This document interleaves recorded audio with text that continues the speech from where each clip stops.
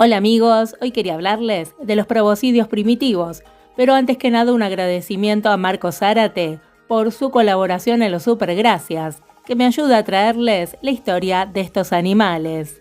Claro que todo el mundo está familiarizado con el mastodonte norteamericano y con el mamut lanudo, pero ¿cuánto sabemos sobre los paquidermos ancestrales, algunos de los cuales precedieron a los elefantes modernos en decenas de millones de años? Veamos el lento y majestuoso cambio en los proboscidios a lo largo de 60 millones de años, comenzando con el Eriterium, del tamaño de un cerdo, y terminando con el precursor inmediato de los paquidermos modernos, el Primelephas.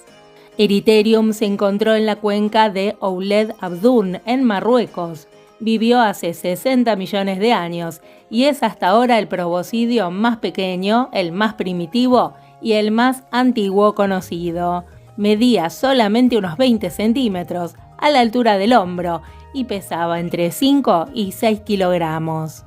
Solamente 10 millones de años después de que los grandes dinosaurios se extinguieran, los mamíferos ya habían evolucionado a tamaños un poco mayores. El fosfaterio de 60 centímetros de largo y 13 kilogramos se parecía más a un tapir o a un cerdo pequeño, pero varias características de su cabeza, dientes y cráneo confirman su identidad como un proboscidio primitivo. El fosfaterio probablemente tenía un estilo de vida anfibio, merodeando por las llanuras aluviales del Paleoceno en el norte de África, en busca de una vegetación sabrosa.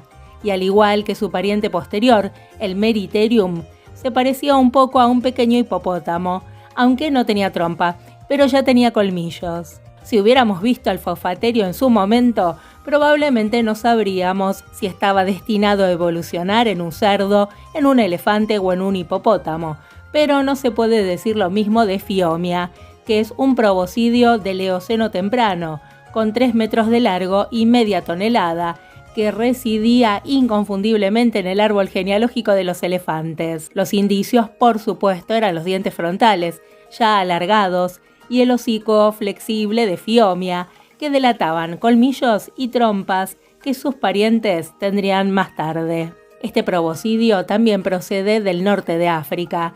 Era pequeño, del tamaño de un cerdo, con unos 70 centímetros de altura, y con la nariz similar a un tapir.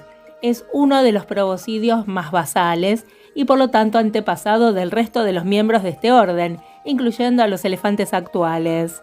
Vivieron en el periodo Eoceno, entre 37 y 35 millones de años.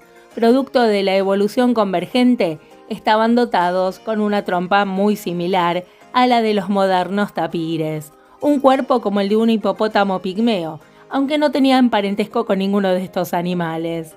Eran menores que los elefantes modernos, con 3 metros de largo y pesaban 225 kilogramos. Se cree que estaban gran parte de su tiempo vadeando por aguas de pantanos y de ríos, llenando el nicho ecológico ocupado actualmente por hipopótamos.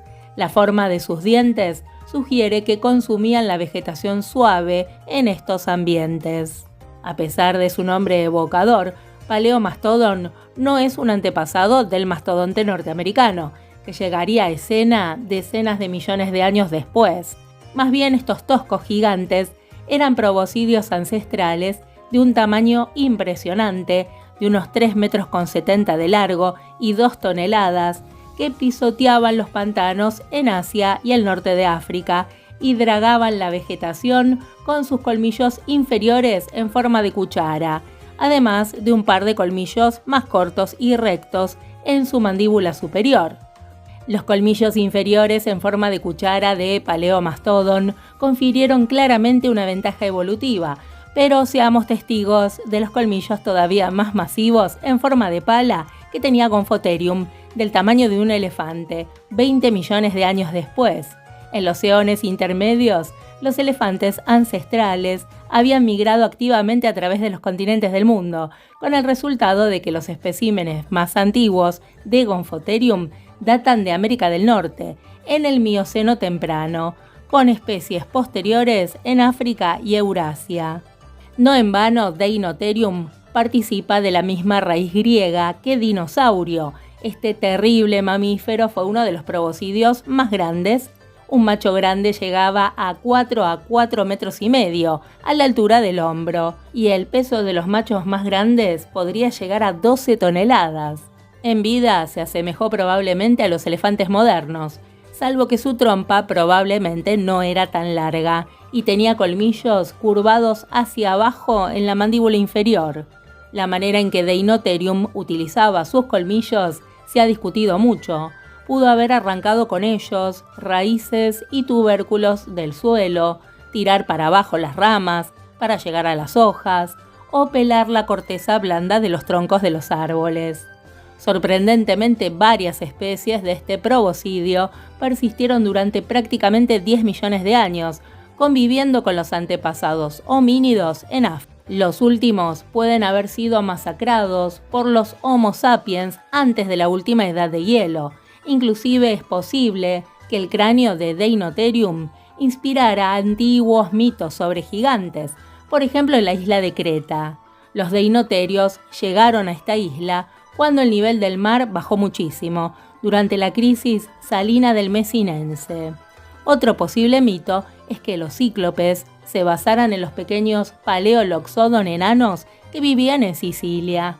Una de las especies, Paleoloxodon namadicus, que vivió durante el Pleistoceno en Asia, desde la India hasta Japón, puede haber sido el mamífero terrestre más grande que jamás haya existido. Este puesto está disputado con Indricotherium, que sin ninguna duda era más alto, pero recordemos que en biología, más grande se refiere a mayor masa corporal y no a la altura.